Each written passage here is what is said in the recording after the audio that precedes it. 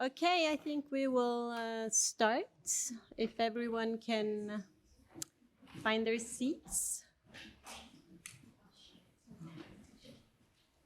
Okay, so welcome back. I guess this is the last panel before the end. Plenary, yes. It's nice to see that people are still awake and happy. Oh, can you not hear me? Okay. So this panel is called Tort Law and... No, sorry, this is the, the wrong panel. Oh, my computer is not keeping up. So this is Transformative Justice. And we also have 3 speakers on this panel. And the first one is Fiona Vera-Gray. She's the Deputy Director of Child and Women's Abuse Studies unit at the London Metropolitan University, right? Okay, so will you come up? Thank you. Cool.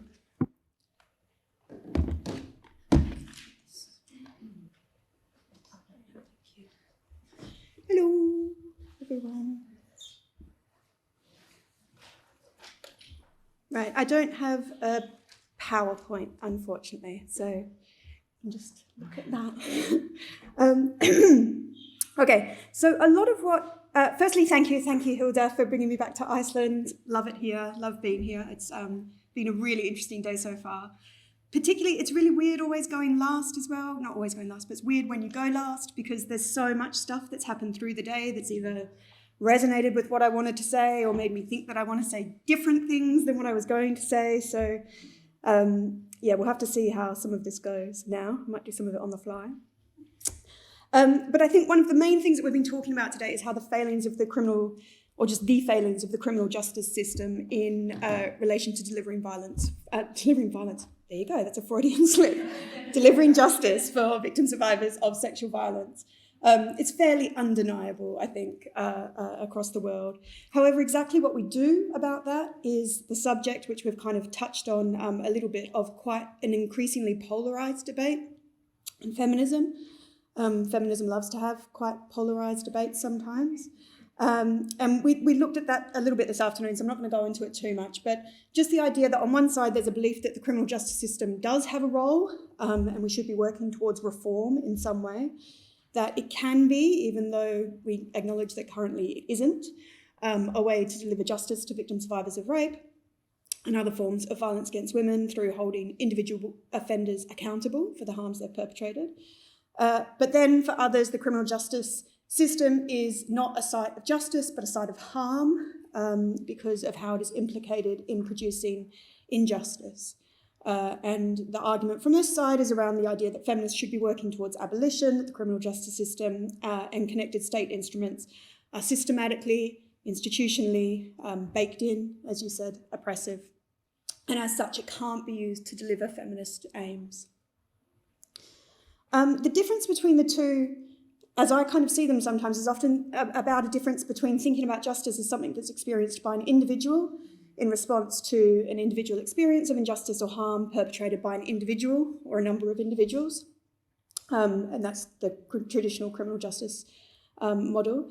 And then there's thinking about sexual violence as a form of social injustice, so that it's interconnected with other forms of social injustice and that affects us collectively as women and girls, who are the people that I focus my research on, in terms of limiting our freedom, as well as affecting us individually in relation to particular experiences that we have. So seen as a social problem like this, rape requires a justice response that disrupts the cultural and structural dimensions of sexual violence. So things like disrupting the objectification and dehumanisation of women, as well as disrupting men's economic and social power, aiming ultimately to transform the social conditions that make violence possible. Something that Liz Kelly refers to as the conducive context. So essentially, as we've looked at, where criminal justice can be said to be a form of justice through Retribution and restorative approaches, which we were just talking about, seek to repair the rupture of the social agreement between individuals. Transformative justice seeks to go further, looking at seeking justice through social change. At the core of all three forms of justice is the role of, again, things that we've covered today: testimony, witnessing, and recognition. And I think that those three things together have been acknowledged as integral to justice by numerous thinkers on the topic, including Professor Claire McGlynn in the corner, who we heard from earlier. What I really want to focus on today is recognition, because that's the title of the conference, but also because for me, that's where we can look to actually bring together elements of criminal justice and transformative justice to do something possibly revolutionary. So in many ways, the recent turn towards transformative justice for sexual violence is more of a return to an old way of thinking, I think, than really a brand new approach. So it's got a really deep history in a lot of Indigenous cultures across the world, including Maori culture in my home country of Aotearoa in New Zealand. But also the focus on rape as a social problem was very much how rape was understood in the 70s and 80s by feminist activists. But I think it's quite important to recognise that activism in these decades sought to have the harms of rape and other forms of violence against women and girls legitimated, and that going to the legal system to seek recognition, as well as going to the medical system to seek recognition through things like post-traumatic stress disorder and other disorders and syndromes that now are increasingly implied to surviving sexual violence, that was actually a key strategic way to have it legitimated, that there was something about the authority of these state mechanisms that was needed to recognise the harm. So though transformative justice might be incredibly appealing because it asks us to look for the problem and find the solution not in a few individual bad men, but to look at our complicity in broader systems of gender and other injustices, there are a number of critiques associated with it in terms of violence against women, some of which we've kind of touched on today. So the first is that claim, the idea that it focuses on sweeping goals, that it's quite ideological, that we talk about changing structural inequality rather than providing very practical, feasible suggestions as to how we might move that forward. Also the idea that it can in fact de-centre survivor-focused pathways to justice through demoting the importance of providing victim survivors with concrete forms of individual relief, including redress through the criminal justice system, if that's what they want, and that it focuses more on social and structural responses. But it also faces a bit of a chicken and egg problem in that the very conditions that it seeks to transform sometimes create barriers to experiencing that transformation as a form of justice. And what I was going to talk about a little here, but I really don't need to, so I'm going to skip over it actually, is around that backlash to Me Too that we've seen in terms of defamation.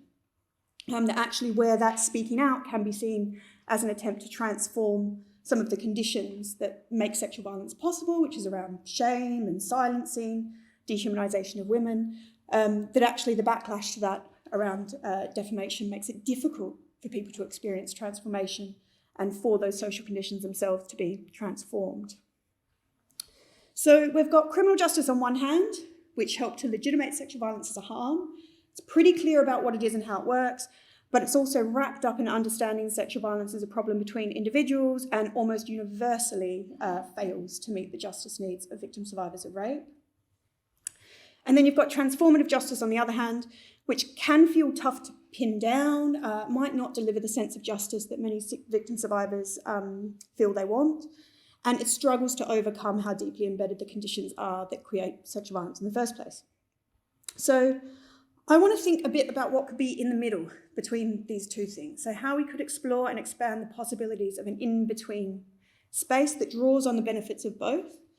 And a recent project I've been working on in the UK, as well as some work that's been done in Australia in relation to adult survivors of child sexual abuse, provides us with a bit of a starting point of what this could look like.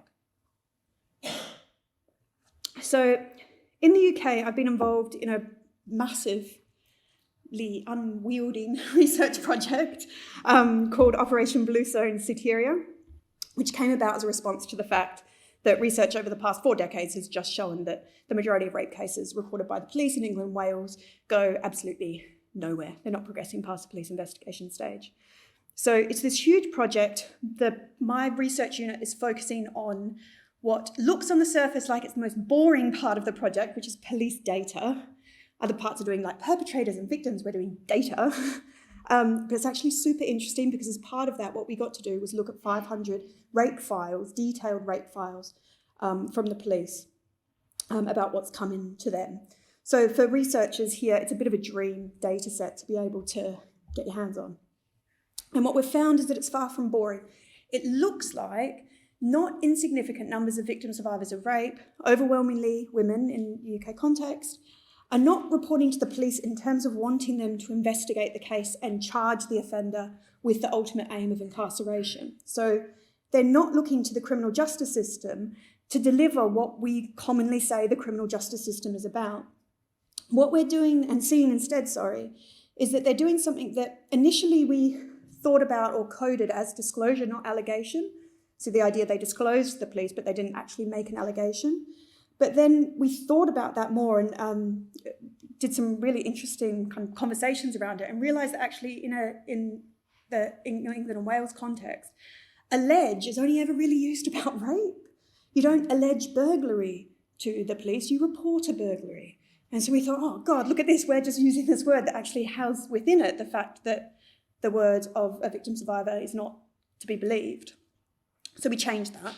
And we're now thinking about it in terms of telling, not reporting, telling the police but not reporting to the police. And something that just today I've been jotting down throughout is the importance of telling. Telling has come up repeatedly in what people are saying and talking about. So I think actually it's quite a useful way to maybe think about justice in terms of telling, truth-telling. So what we found is some victim survivors of rape are telling the police what happened to them, but they're not seeking to make a formal complaint. They're often not naming the person that has done it. Oh, God. So why are they doing that? This is the question. We're like, why were they doing that? And that's where I think we start to see how some victim survivors are using the criminal justice system to actually seek more transformative aims. Some of this is to do with the authority of the state and the desire for transformative justice without actually having a clear route into transformative justice mechanisms. So it might be that they want that, but they don't know how else to do it. And so they just know that what you do is you talk to the police. Particularly in the UK, there's no, if you're not part of a small group, an activist group, doing some kind of transformative justice work, you don't know how to access it or even what it is. But there's something else in that. There's also something about the authority that's in the mechanism of a state actor. So here, the police force. And there's something about when that authority recognises what has happened to you. It seems to be a particular form of witnessing. And this is the transformative part. So what we're thinking is that to have what happened to you witnessed by a state actor, regardless of what they do afterwards, can be thought of as a way to force the state to recognise the sheer extent of violence against women and girls and its harms. And then we found a paper from 2009 in Australia where they looked at the reporting decisions of victim survivors of sexual violence and what motivated them. And they found something really similar, and they talked about it in this beautiful way as a form of symbolic protest.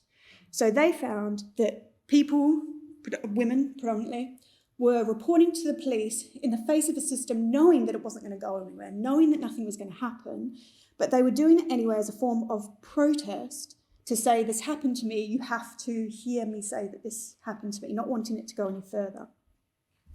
So I've got less than 5 minutes, but I just want to do the last bit. So I think that this idea that victim survivors of rape are using the criminal justice system for more transformative aims might help us think about what could be in that space in between. And again, looking at some work that's happened in Australia, it gives us a sense of what that could look like. So let me just skip forward.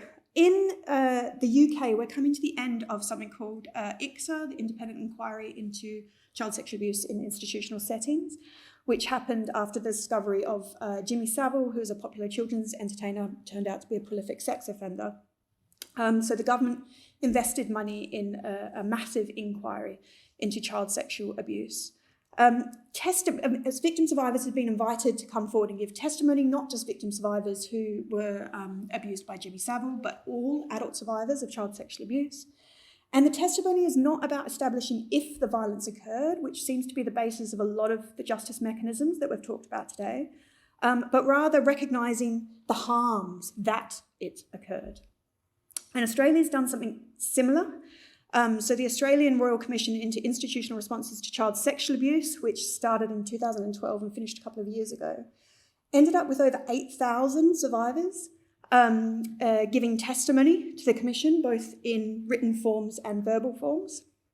And recent work that interviewed some of the survivors that talked to the Commission found that they were talking about the experience in terms of justice in a way that's similar to your work on just spaces, because they were talked about experiencing a sense of dignity through the process. And there's something there again about the fact that they gave verbal testimony to a state mechanism that recognised what happened to them, that seemed to deliver some of the justice needs that they're not getting met anywhere else. So, just skipping forward, I think importantly to think about this, if this is some way that we want to think about setting up truth-telling commissions or giving some kind of platform or ability that involves the state on some level for victim survivors to talk about the harm that they've experienced. There's a couple of things that we need to think about. The first one is that it's not a cheap option at all. So the Australian Royal Commission cost $500 million. And it's because there was that much investment that the survivors at the end of it were talking about being treated with a sense of dignity. Simple things from having been given like tea and biscuits to having a caseworker who knew their name. All of these kind of things cost money, particularly when you're thinking about 8,000 victim survivors talking. But because of the sheer volume of people that are able to access a mechanism like that, that's how we start to transform a cultural context where women and girls are routinely denied recognition, where victim survivors are told that what happened to them didn't happen. All of that starts to change. Like we saw with Me Too, it's hard to deny that that happens to individuals when you see it happening on such a mass scale. The other thing that we need to think about is that this isn't about replacing grassroots and community-based transformative justice responses, which are really important to be based in the communities that they're based in, and also not to replace the criminal justice system for reasons that Claire, I think, outlined earlier. It also needs some really careful thinking about how to not open up a space for victim survivors to be closed down through defamation. But again, I think some of that work must already exist, both in the processes for ICSA and for the Royal Commission. But I think it's one example to start thinking about how we can start to move towards the individual idea of justice that very much is around the criminal justice system, the more social justice and structural justice that's much around transformative justice, and try to bring the two together so people can experience a form of individual justice in terms of having what's happened to them recognised at the same time as starting to transform the social conditions that made it possible in the first place. Thank you.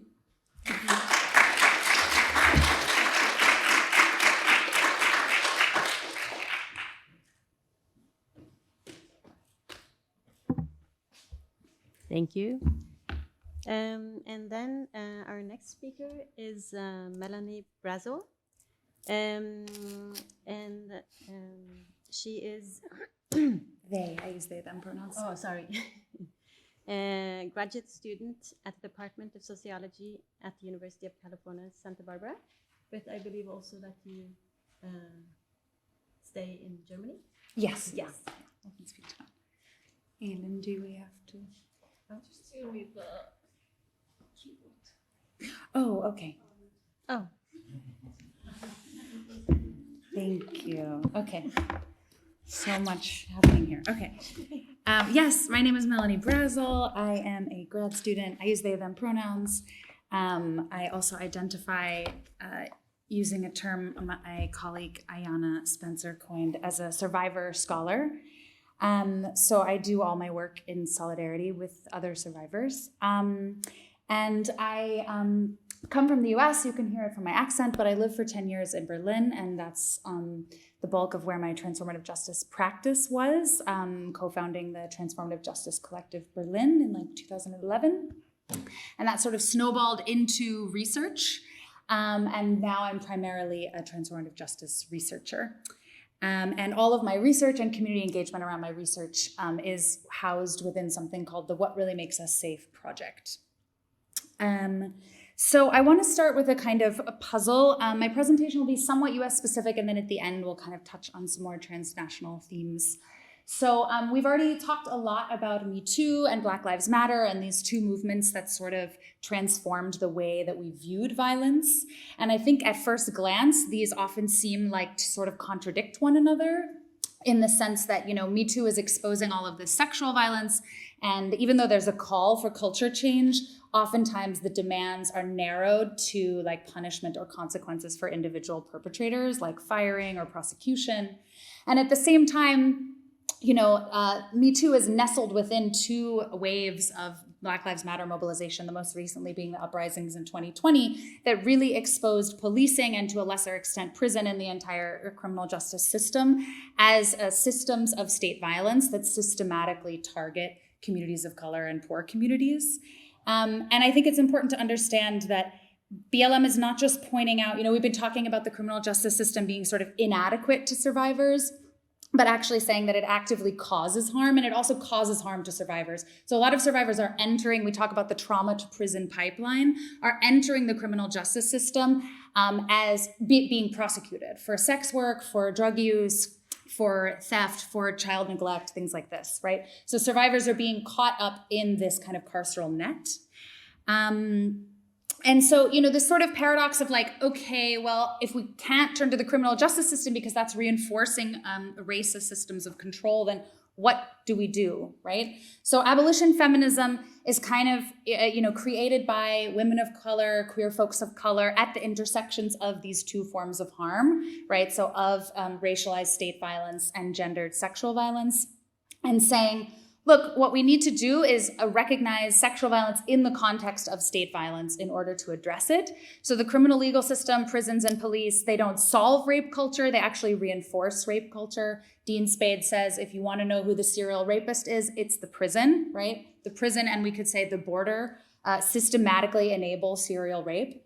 And so if we want to end rape, we have to abolish prisons and policing. So I'm going to skip over some details about my research because we're kind of low on time today. I'm just going to present some of the sort of background and some of my findings and talking about, this has come up a couple of times today, carceral feminism, a term coined by Elizabeth Bernstein and then popularized by activist Victoria Law. I really draw, I appreciated the critique of Aya Gruber. I also do not rely on her as my legacy or genealogy of anti-carceral feminism. I have problems with her analysis. I really draw on the work of Beth Ritchie and Mimi Kim, who analyze carceral feminism. So what this really means is like a framing of law and order as the solution to gender-based violence and the state as a protector rather than a perpetrator of gender-based violence. And what this has led to is a series of collaborations between law enforcement and anti-violence movement / service providers. So what this means in practice is, you know, sort of the culmination of carceral feminism in the United States was the Violence Against Women Act, which was passed, I want to say 1996, but I might be wrong, it might be 94. Where essentially in order for all of these rape crisis services and domestic violence hotlines to receive funding, they had to enter into agreements to collaborate with prosecutors and district attorneys. So that means that when somebody comes in the door or calls the hotline, what they're offered and what they're channeled into is a criminal process, even if that's not what they want, right? And there's a number of other sets of policies and practices we can talk about here, mandatory arrest laws, sex offender registries, and so on.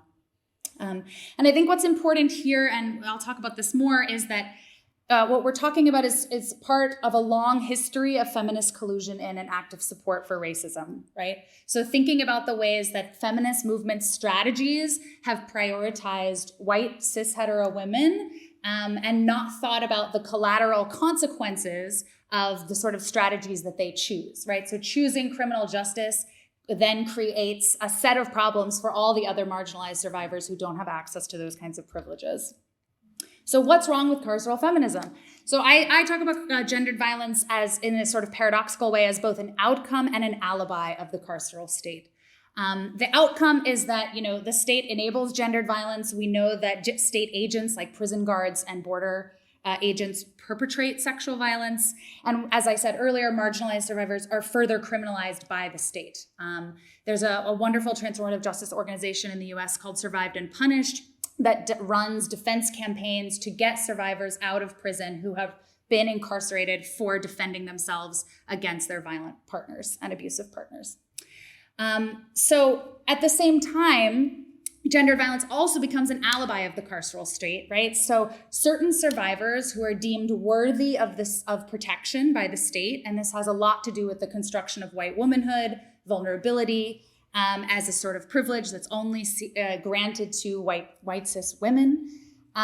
These are sort of the ideal survivors, and they get lifted up and instrumentalized by law and order politicians in the 80s and 90s to kind of justify an expansion of the carceral state. And as we've already said, even these privileged survivors who can go through the criminal justice system, who aren't like automatically excluded because they're sex workers or they're undocumented and don't have access to the system, even they rarely experience healing and self-determination, as we've talked about. So I really think about carceral feminism. I appreciate the calls to like depolarize the conversation. I don't think about carceral feminism as like a person, and I don't think about it as a sort of critique of any choices that individual survivors make. I think about it as a movement strategy. So it's very important to me. I'm a social movement scholar. I think about feminism and anti-violence as a movement, and then to think about why have we taken the path that we have taken, right? And this was surfaced in the last talk, that basically, in the 1960s, 70s, and 80s, the anti-violence movement started out as a grassroots movement.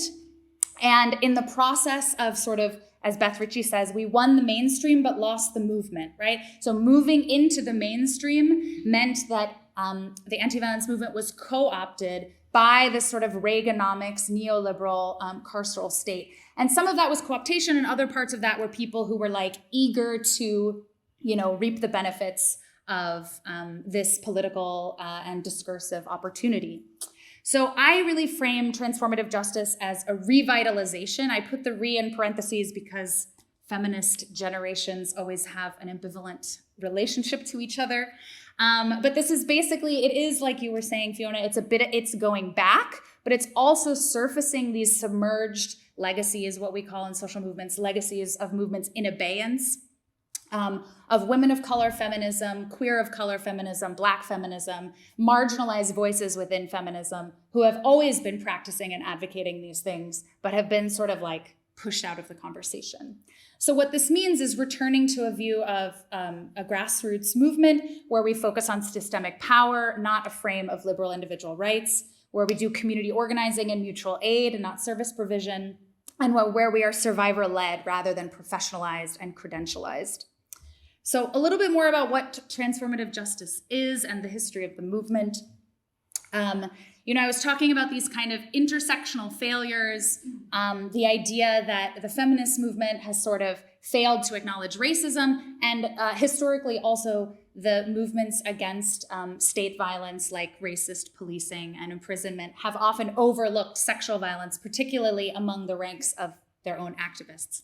So kind of at the intersections of these movements, women, queer, and trans of color activists have built alternative responses to gender-based and sexual violence. And there are two terms here. Transformative justice has become the more popular one that was coined by Generation 5 in 2007, but community accountability is another very common term coined by Insight, a national network of feminists of color against violence in the 2000s. And the whole vision here is pretty simple. It's responding to violence without causing more violence, right? So when we see the state as a source of violence, we understand that you can't fight fire with fire, right? We have to come up with another way. This kind of blurry image is Insight's definition of community accountability. It has 4 components. This little flower, or whatever we want to call it, has been kind of like a guiding light for all of my practice and research. So one of them is about safety and self-determination for survivors. Another is about transformation and accountability for persons causing harm. That's sort of the interpersonal axis. The structural or more community axis is about changing community values and norms and transforming underlying structural conditions. Thank you. I want to highlight just quickly a few excerpts from this quote from Generation 5 that I think are important for understanding transformative justice. Individual justice and collective liberation are equally important, mutually supportive, and fundamentally intertwined. The achievement of one is impossible without the achievement of the other. The conditions that allow violence to occur must be transformed in order to achieve justice in individual instances of violence. And lastly, state and systemic responses to violence not only fail to advance individual and collective justice, but also condone and perpetuate cycles of violence. Okay. I want to just share very quickly, I'm really so sorry, I'm running out of time, a couple of different examples of transformative justice interventions. So for persons experiencing harm, the Creative Interventions Toolkit, this was an organization from the San Francisco Bay Area that facilitated community support circles and teams for a number of survivors who wanted options outside of the criminal legal system. On the other side, working with persons causing harm, Support New York and Philly Stands Up have both facilitated multi-year accountability processes with perpetrators of sexual harm. A lot of those, and they have published some of their curriculums. These are sort of like political education programs. I can talk about them more in the Q&A.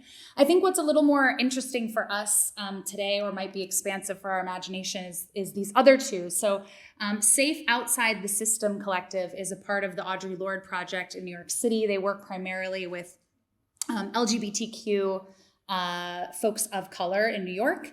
And their focus is on sexual harassment and street violence against trans and queer people. And they've done they did a process of doing trainings with local businesses like corner stores and things like that, of how to respond to public street harassment and sexual harassment of trans people without calling the police.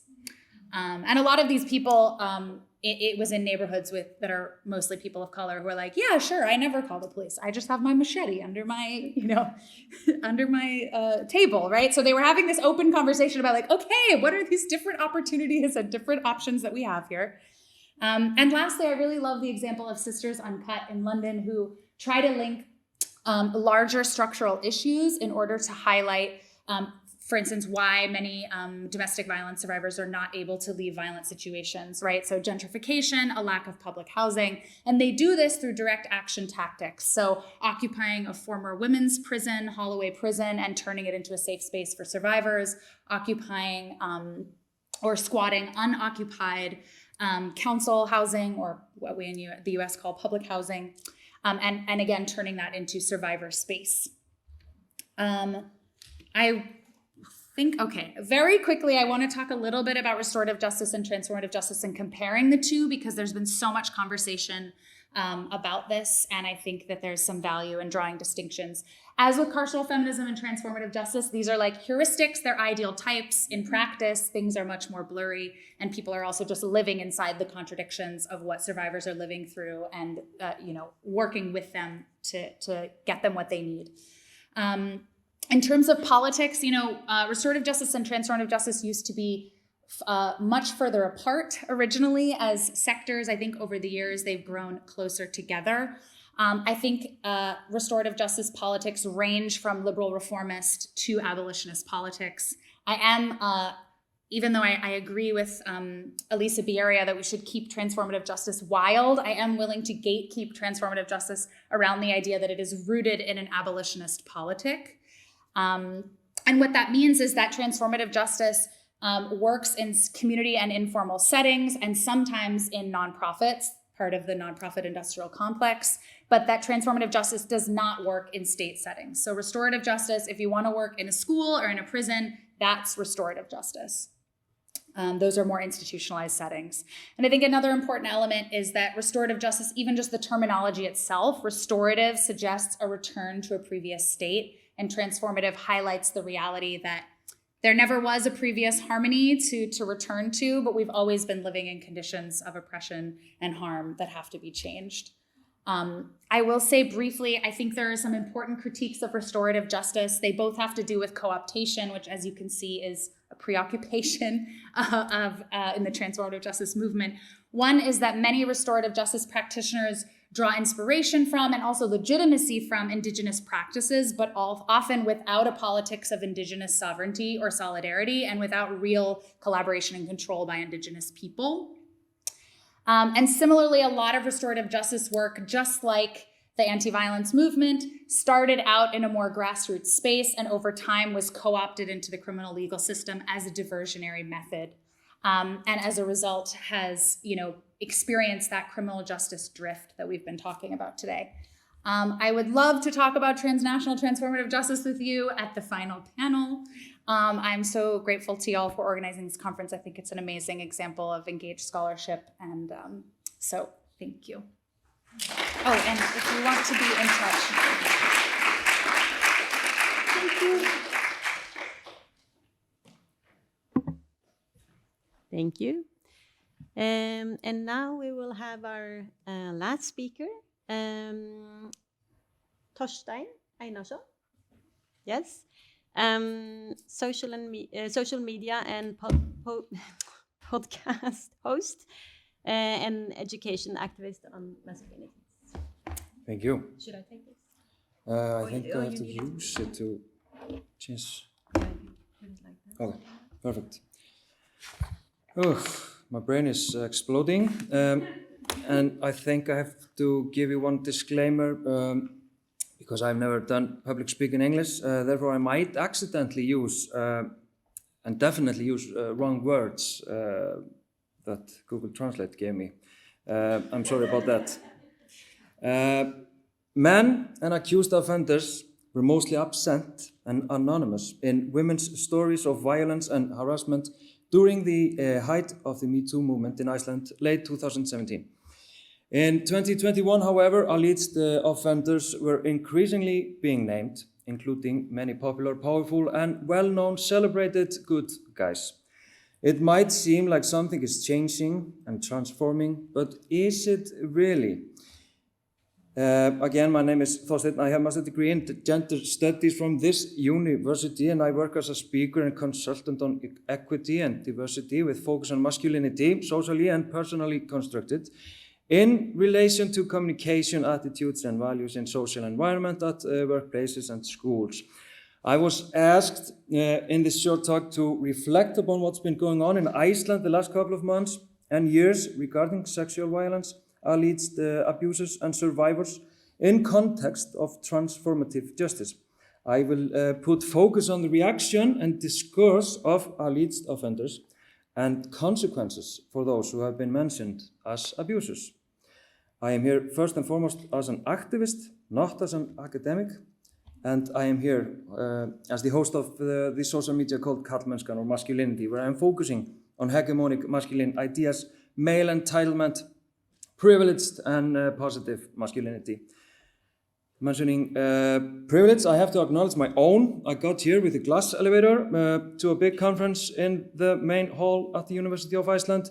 I am partly aware of how I am privileged. Cis-het, able-bodied, white, young, celebrated guy. Everything I say comes from my point of view and therefore could be extremely unconsciously biased, though I will of course try my best not to. Regarding those privileges, I will focus on others' privilege in relation to transformative justice and masculinity. Because I'm no specialist in transformative justice, I will draw upon simple understanding from Hildur Fjóla, sorry about that, who writes in her PhD thesis that transformative justice is about understanding crime as a symptom of deeper societal problems which call for broader structural change. That simple explanation fits with my platform as I try to fight hegemonic, deep-rooted masculine ideas and its manifestations in attitudes and behavior with special focus on gender-power relation that could lead to violence and other kind of male dominance over other people. Violence that we seem to not categorize as a real violence that we need to take seriously, but often in the rhetoric as misunderstanding, boys will be boys attitude, silliness, or over-dramatic response from the target of that behavior. And therefore, something that we should not be focusing on or worth mentioning.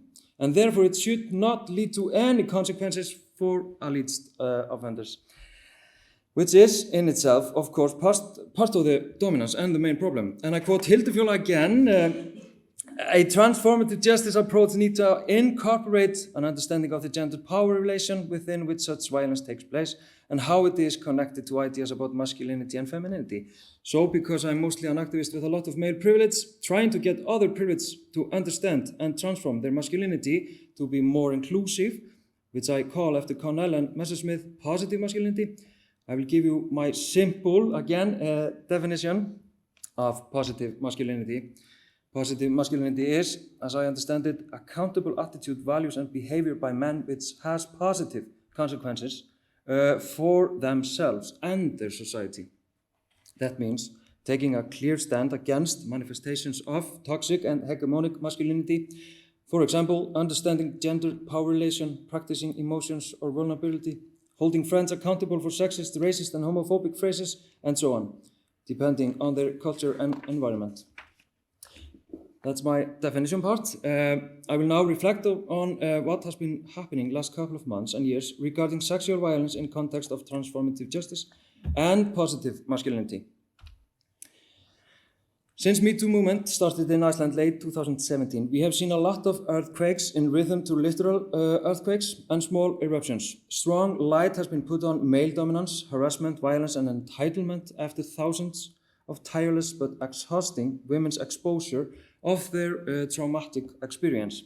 Our court system and government as a whole has gained a lot of well-deserved criticism, and many institutions and organizations for lack of response regarding harassment and violence. It is fair to say that the earth has been shaking for decades because of the relentless fight by women, but that fight gained more power through what has sometimes been called the second wave of Me Too in Iceland.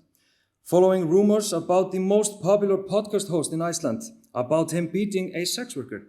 He was not mentioned in any media until he used his own huge platform to interview himself along with his lawyer, where he swore that he was not guilty, not abuser or perpetrator, and that terrible gossip was not true. And his lawyer repeated, "No, you're a good guy. You're a good guy, they are just jealous." This is true. While the podcast host cried for empathy. At that moment, no women had stepped forward, so naturally, powerful people, influencers, and the public condemned those bad gossipers. What kind of evil could gossip so badly about such a good guy? We saw videos of popular men crying with him and shaming those bad gossipers. Until a day later or so, two women stepped forward and announced through their lawyer that they would charge the podcast host for sexual violence. The most popular podcast show disappeared and the host went silent for a bit to Tenerife. Following that case, we witnessed transformative force. And it seemed like people were really ready to listen. Some men admitted their wrongdoing or crossing boundaries, like was often used instead of sexual violence or rape. And we as a society learned that it could possibly be that good guys could also be bad, good and bad. And many more names started to come up. For example, one of the fast rising pop stars, and other not so rising but well-known pop star which had been named in decades with no consequences until now, radio host, influencers, adventure guide, scientists, politicians, journalists, and many others were named and accused. It was like we had started to listen and believe survivors and stop using the court's rhetoric, innocent until proven guilty, and demand justice and consequences.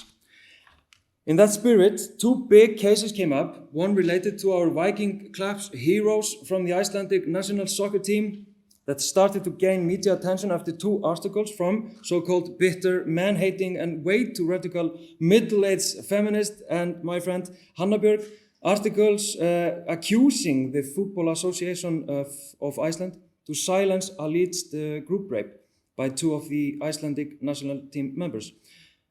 that ended in 7 players being named in relation to domestic violence, rape, and physical violence after being called out by activist group called Öfgar.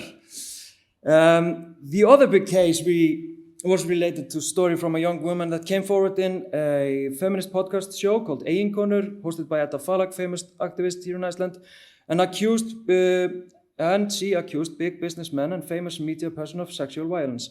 Almost immediately, those men resigned or were forced to do so.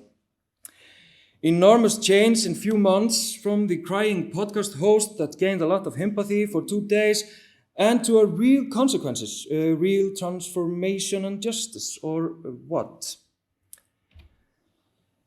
We can definitely say that women forced some circumstances where alleged perpetrators have had to face some responsibility, and people seem to be less ready to look the other way when stories from survivors come forward.